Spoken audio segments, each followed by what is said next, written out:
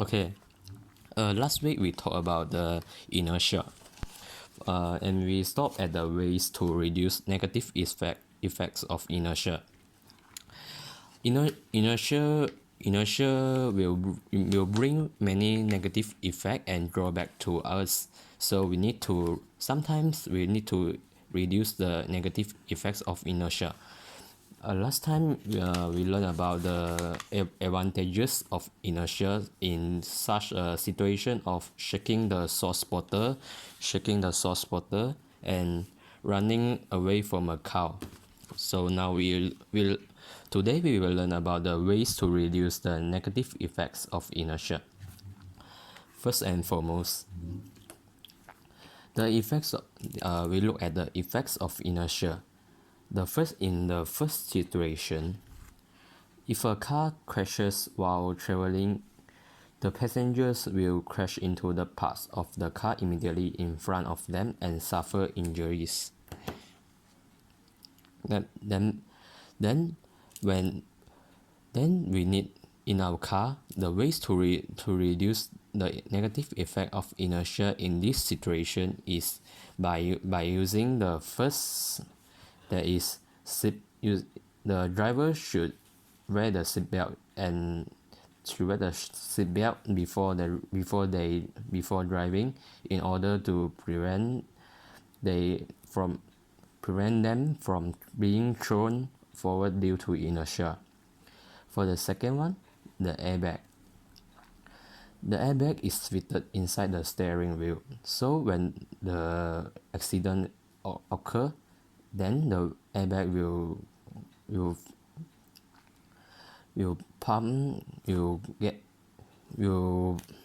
will be assisted at the steering wheel and as a cushion to prevent the driver from hitting the steering wheel. The other function for the airbag can also reduce the impulsive force. For the impulsive force, you will learn in this chapter also. The impulsive force is the rate of change of momentum. As the airbag can reduce the impulsive force exerted on the person, therefore, the person will not suffer from severe injuries, and so the person will be protected from during the accident. Okay. Beside that, you can add one more, that is install soft cushion around the car, inside the car.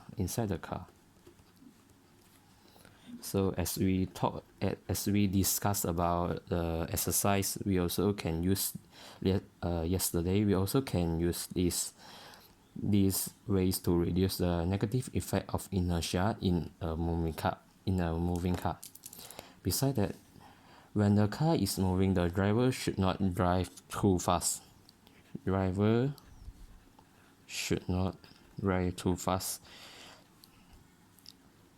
So that the velocity of the car will be lower, and the car is easier to be controlled. As we learn that inertia will be affected by mass and velocity, there is no way we can change the mass of the car except you ride the motorcycle. So if you want to reduce the negative effect of a car, negative effect of inertia in a moving car, the driver should not drive too fast. That means the driver should drive with a low velocity, so the inertia will be low. Okay. There is 4 ways to reduce the negative effect of inertia to avoid the accident, and as well as to minimize the injuries during the accident. Okay, let's move on to the second situation. The objects will fall off the lorry when the lorry starts moving. We can see many lorries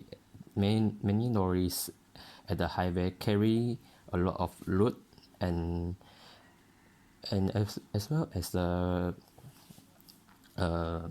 wood and other things. So if we want to reduce, if we want to prevent the objects from falling off the lorry, we should fasten the object before moving.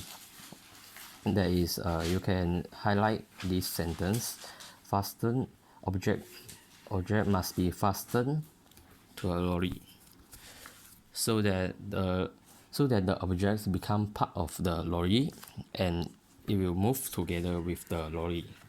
And we can see this one. Fastening the object to the carrier is a nice way to reduce the inertia. And beside that, we move on to the another situation. If a loaded lorry stop abruptly, its heavy load, for example timber logs, will continue to move forward towards the driver cabin because of its massive inertia. During this situation, the situation is just like this. When the lorry stops abruptly, the timber log will crash into the driver cabin. So in order to prevent this situation to occur, we need to reduce the inertia. And the way to reduce the inertia in this situation is just installing a strong structure behind the driver cabins. One of the strong structure is the strong iron structure. So we should install a strong iron structure behind the driver cabin in order to withstand the high inertia of the timber log when the lorry stops suddenly.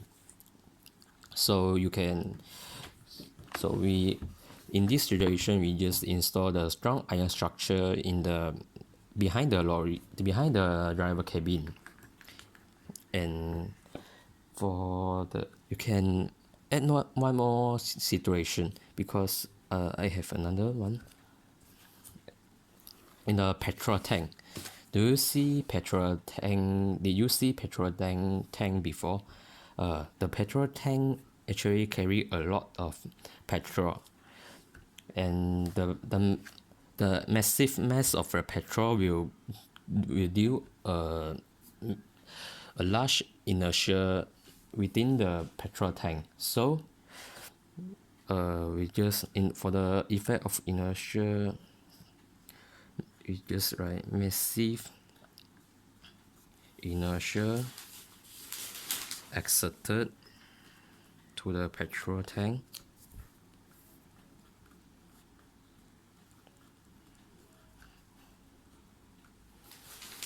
by the massive mass of petrol.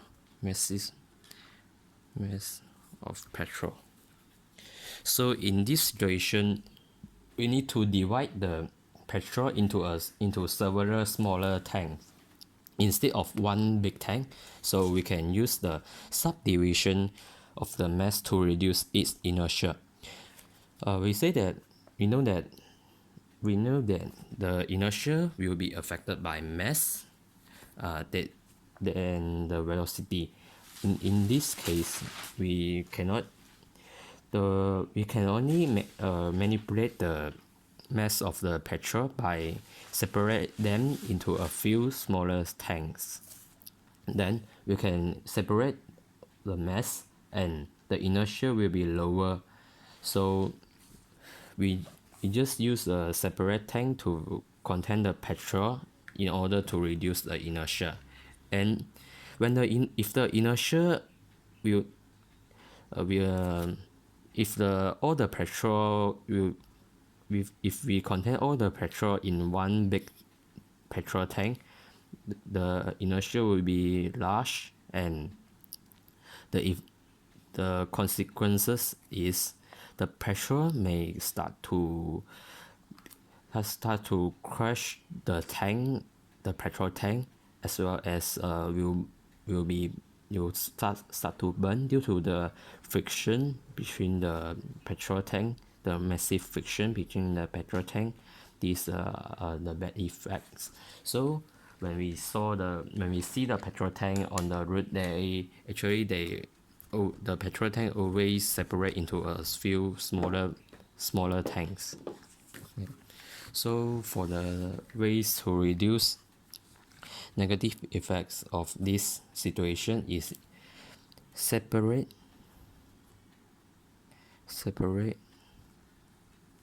the petrol into a few small tank in order to reduce the mass of the petrol.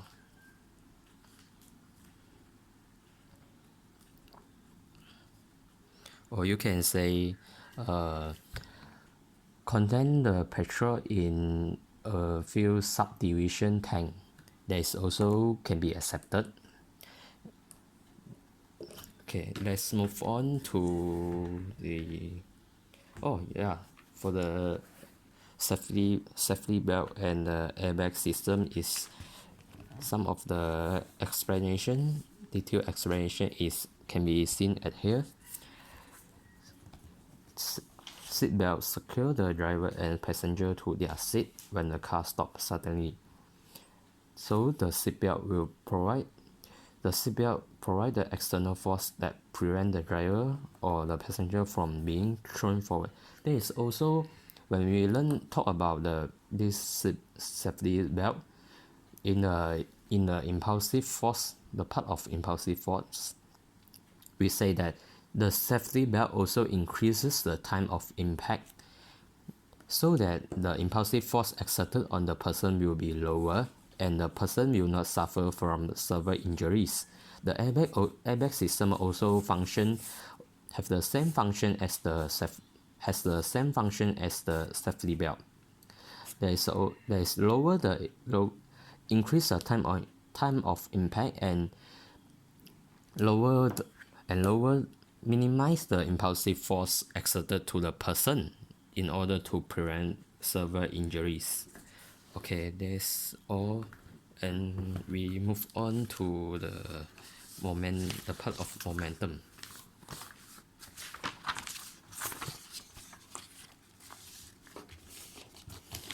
Okay,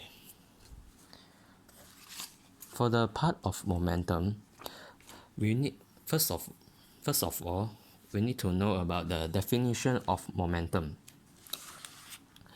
The definition of momentum, and you can highlight it, and I will highlight the definition.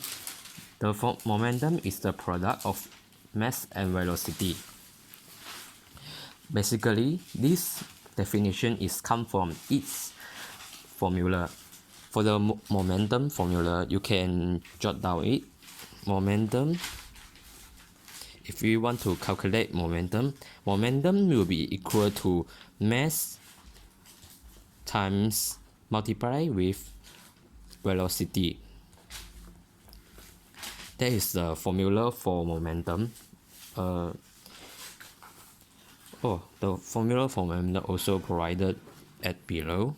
So this is the formula for momentum, and so you just need to know the formula and you will get the definition. I wish you to memorize this definition because it's a simple one, and you just need to know the formula and you will get the definition. So this can be considered as 3 mark if this question is asked in your exam. Okay, let's move on. So we say that from the formula, the formula for momentum is mass multiplied with velocity. So obviously the momentum will be affected by the mass of an object and the velocity of an object.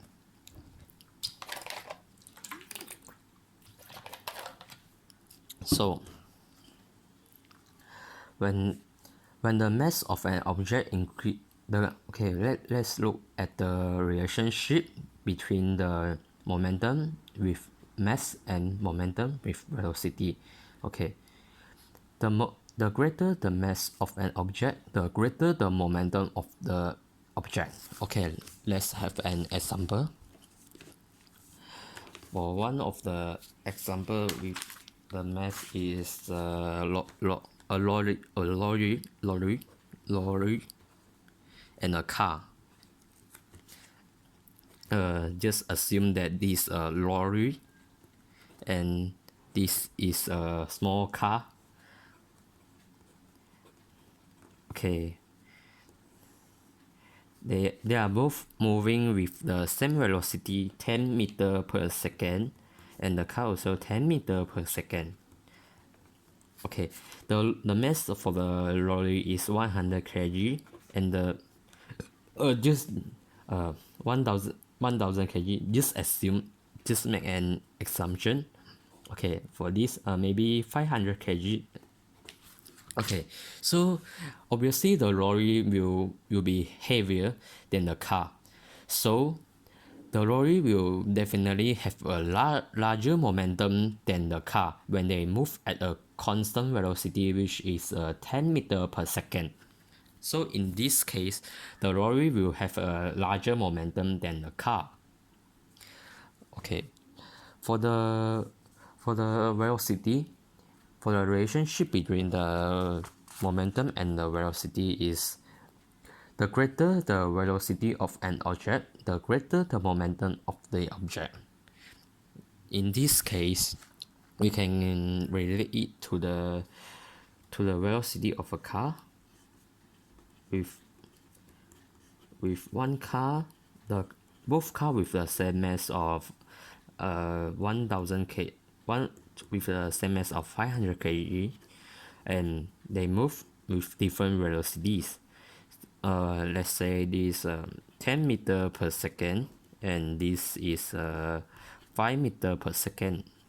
So if a question asks which car has a higher momentum, then you will definitely choose the 10 meter per second, because when the greater the velocity of the car, the greater the momentum is, just like the mass.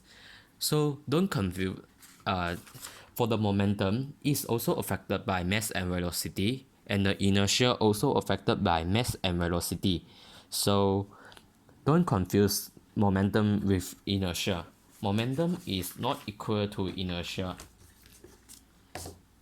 Momentum is not equal to the inertia, and I let you confuse the SPM alert. I hope you can see it. Okay, momentum and inertia are not same actually. Inertia depends solely on mass. Inertia depends solely on mass. Actually don't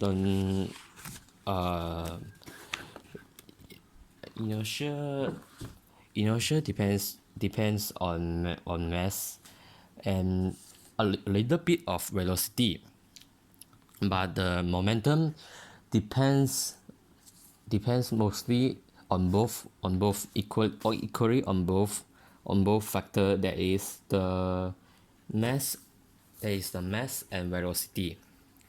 So I need to, so for this one, I think the driver should not drive too fast. Yeah, okay, also can. Okay, let's continue. So don't confuse the momentum with the inertia, and momentum is actually a different thing with the inertia. Momentum is the mass of motion actually. It is the motion of the object, while inertia is the tendency of an object to resist. That is the resistant part. This is for the momentum, we talk about the motion of the mass. So we conclude that the formula from this, we get the formula from that. Okay, the unit for momentum is kg meter per second. Actually, there is the mass is kg, and the mass and the unit for velocity is meter per second. And momentum is definitely a vector quantity because the velocity has direction, and the momentum is a derived quantity that derived from the formula mass multiplied with velocity.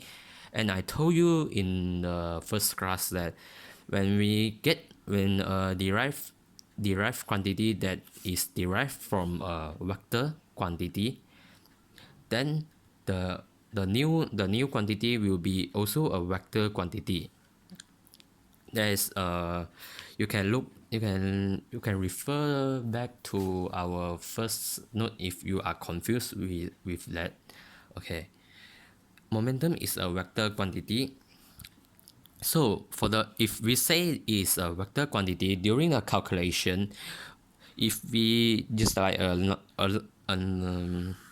boy, just a boy at here, run a boy with 50 kg, run with 0.5 meter per second to the right.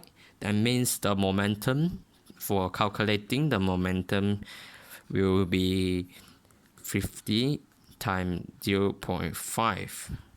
That is 25 kg meter per second. Okay, if the boy run backwards, okay, that means the velocity will be negative 0.5, because in any vector quantity, when we move to the right, that means the value will be positive. When we move to the left, then the vector quantity will become negative.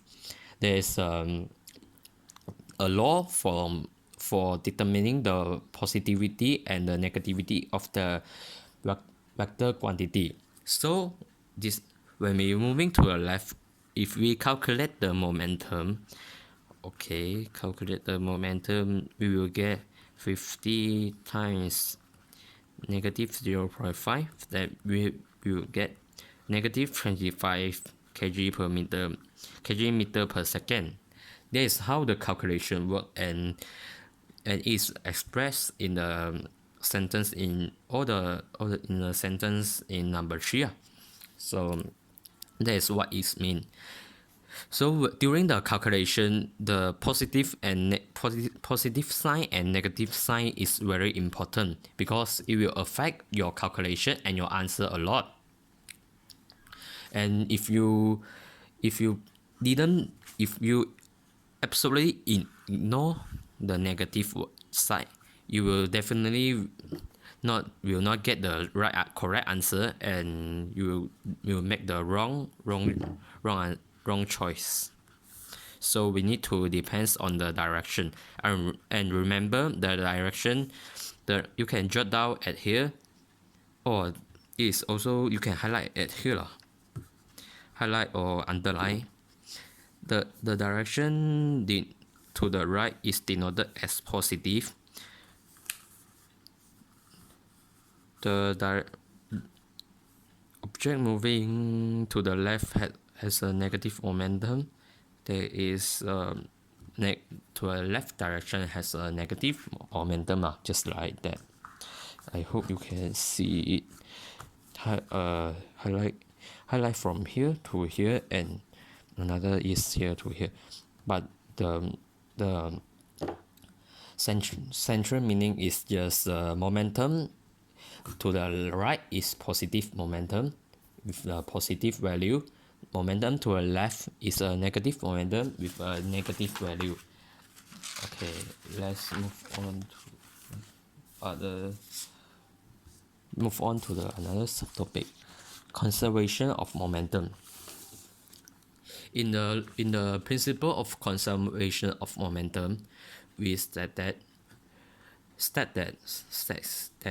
the total momentum of a system is constant if no external force acts on the system.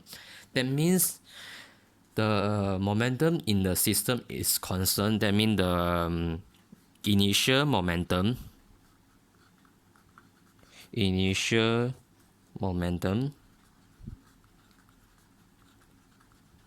is equal to the final momentum. That is what it means for the principle of conservation of momentum. The initial momentum will be always equal to the final momentum. But we have one condition. There must be no external force acts on the system. I give you one example of the external force that will affect the result. That is the friction. You can jot down it. Friction and frictional force also can. If the system has friction, that means the principle of conservation of momentum may be affected, and the initial momentum will not exactly equal to the final momentum. So if we talk about the principle of conservation of momentum, is always in a frictionless condition. Okay, for the principle of conservation of momentum, we learn about three conditions. There is the first situation, there is elastic collision. For the elastic collision is when a ball, just an example, when a ball hit moving with 10 meter per second and hit a ball which is at stationary, just like a snooker ball. When we hit the white ball with a velocity of 10 meter per second and it hits another ball, and then the elastic collision will occur. Two balls will collide together, and after that they will separate. They will move to different direction. That is the principle for the elastic collision. And the situation, not say a principle, situation for the elastic collision, just like the snooker, when you hit the white ball and the white ball hit another, let's say the black ball, the black egg, and when it hit the ball, the white ball will be bounced back or remains stationary, and the black ball will move away. They will not move together, so this is considered as elastic collision. For the inelastic collision is when in a situation in which two object, let's say two person is going for the ice skating. Two person are going for the ice skating, and they skate. And after some times, let's call this give a name, Ali and Abing. After some time, Ali catch up with Abing and they hug together. And they hug together. Ali come from further. Ali move towards Abing, and Ali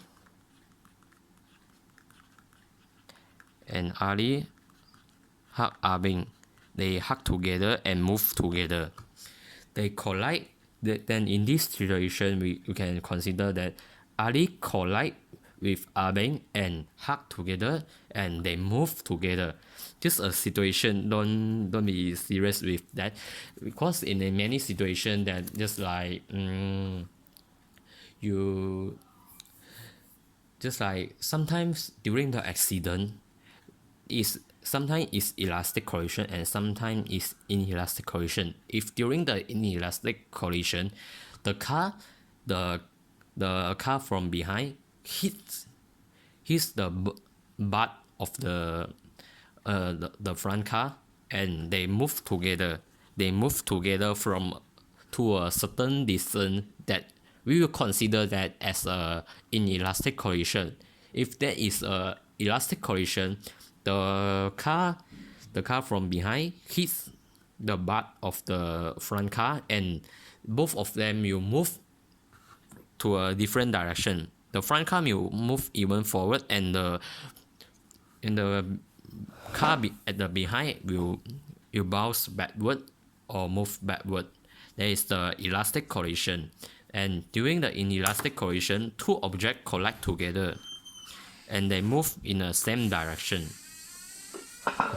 So, for the elastic collision and inelastic collision part, if you cannot get it well, you can ask me later. Okay, for the explosion often occurs in some, just like in the normal situation is just like the gun. For a gun, actually is the explosion occur inside between the bullet and the gun. When explosion occur, okay, let's mix it into a simple way to understand it. Okay, at first, the two trolley, this just trolley A and trolley B are they are together, and both of them are at stationary. They don't move, and they remain stationary at the point. Okay, when actually, if you see a trolley, they will have something like that, a pole, not to say a pole, a button, just tells them that is a button, and when you use a hammer to hit this point, and it will provide a force that causes the true trolley to move at different direction. There is the explosion. If you confuse with explosion with the elastic collision, there is when the elastic collision is initially an object move and hit another object, but for the explosion, two objects remain stationary at first, and only they move after the explosion. For the collision, an object move and hit another object, but in explosion, none of the objects were hit, but they are being exploded, just like in this case, being exploded, and they move to a different direction, and this also move to a different direction, but they are after the collision. This is explosion. Explosion is two objects are near, and suddenly you put a force exerted between them and causes them to separate. For this is a collide. An object move and collide to another object, and it's only separate. For this, they stick together at first. For this, they separate at first, and when it hits the object, only they move in different direction. For this, the force is exerted, and they are stay together at first. The force will separate them to different direction. The force of exerted is and this is one of the situation that we call it as a explosion. And this always happen in a gun. Just now I told you the gun between the bullet and the gun. Actually, when a person, just say the policeman, fire to shoot the robber or whoever, okay, when he press the trigger, and the explosion will occur inside the gun first. The trigger will exert a force and separate the and push, just like push the gun backward and the bullet forward. This will cause a change in momentum and causes the bullet, because the bullet is we learn that the mv is just represent mass and v is velocity. We learn that the formula for momentum is mass times velocity. In this situation, for mass and the bullet actually is with a very small. The mass of bullet is one bullet is really light, and the gun is much heavier than the bullet. So if this bullet can be considered as 0.001 kg, 0.1 kg, and this gun just 0.1 kg. Okay, so I told you that the initial momentum is equal to the final momentum. For the explosion, the initial momentum actually is equal to 0, because both of them remain as stationary, so their velocity is at 0. So when we do this, the moving to the right is a positive momentum, just like this situation. Okay, so we put it for the gun is m1v1, for the bullet is m2v2. For the gun is, that means the m1v1 is the positive, and the negative is the m2v2. There's also the formula. I will teach you in the next. I just give you some concept. Okay, for the mass, I told you the bullet is very light, and so that when you see the bullet is very light, and the velocity, let's talk about the velocity. Okay, if the bullet, if the velocity for the recoil speed of the handgun is about 10 meter per second, and that means for the m1v1 we will get 1 kg meter per second. That is the momentum for the gun, and for the bullet we also get the same as 1, because must be equal to 0. So the speed will be 1000 meter per second. Is an incredible speed. So this velocity will cause the bullet to be harmful and able to penetrate into our body. That is because all of them are due to the speed of bullet, the incredible speed of bullet. And there is the structure, there is how the gun can be functioned. Okay, let's move on.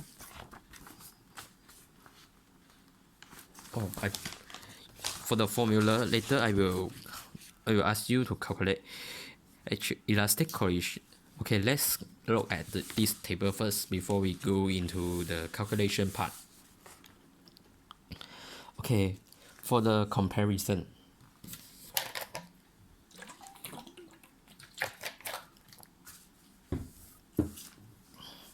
For the comparison,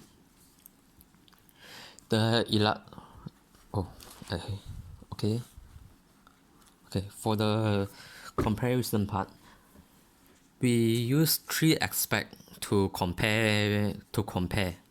There is total momentum, total energy, and total kinetic energy. Okay, you just need the elastic correlation is quite similar with is exactly the same as the explosion, because during the elastic correlation, the total momentum is conserved, the total energy is conserved, and total kinetic energy is conserved. Total momentum is conserved. That means the initial momentum initial momentum is equal to the final momentum. That is what we talk about just now. Okay. Actually, you look at that. You look at both of them. Three of them. They are always conserved. The total momentum is always conserved due to the principle of conservation of momentum. So definitely the momentum will be conserved. The word conserve mean that the momentum will always be the same, and no momentum is lost or no momentum is gained during the process. That we say that the momentum is conserved. Okay, for the total energy for three of them is always conserved. That means the initial energy will always equal to the final energy in the system. Whether they are in elastic collision, inelastic collision, or explosion, they are always conserved. Okay, the only difference is the total kinetic energy. The total kinetic energy for the elastic collision is conserved, but for the inelastic collision is not conserved. This because when two objects collide together and they move together, heat will be produced. Heat will be produced due to friction. Just now we say that just now we say when the inelastic collision is one object collide with another, and after that they move together. That means they will contact with each other. When they contact with each other, the frictional force, there will be a frictional force between them, and the frictional force will produce heat. Due to this situation, then the initial kinetic energy from the object A that will be converted into the heat energy between them. Some of them, only a small amount of kinetic energy will be converted into the heat energy, but this also affect the final kinetic energy. Therefore, the initial kinetic energy of the inelastic collision will not be same as the final kinetic energy, because they change into some of the kinetic energy is converted into heat energy. That means actually for this kinetic energy for this elastic collision, kinetic energy finally also equal only kinetic energy only. That means this let's say 10 joule, also 10 joule. That is the total kinetic energy. For this the inelastic collision, let's say the kinetic energy to be 10 joule also, and it will change to divide into heat and kinetic. So the heat may be 3 joule and the remaining kinetic energy only 7 joule. But the total energy, that means the heat energy plus the kinetic energy will always be the same as the initial kinetic energy. That is why we say the total energy is conserved, but the total kinetic energy is not conserved. During the explosion, the condition is also almost the same as the elastic collision, so the total kinetic energy will also be conserved. So in that case, the total kinetic energy will also be conserved. Okay. Now I will you can look at your notes that I gave you. Okay. There are 3 formula for you will need to master it in this principle of conservation of momentum. For the first elastic collision, the formula is too small. I think I need to write it bigger. M1 U1 plus M2 U2 is equal to M1 V1 plus M2 V2. I later.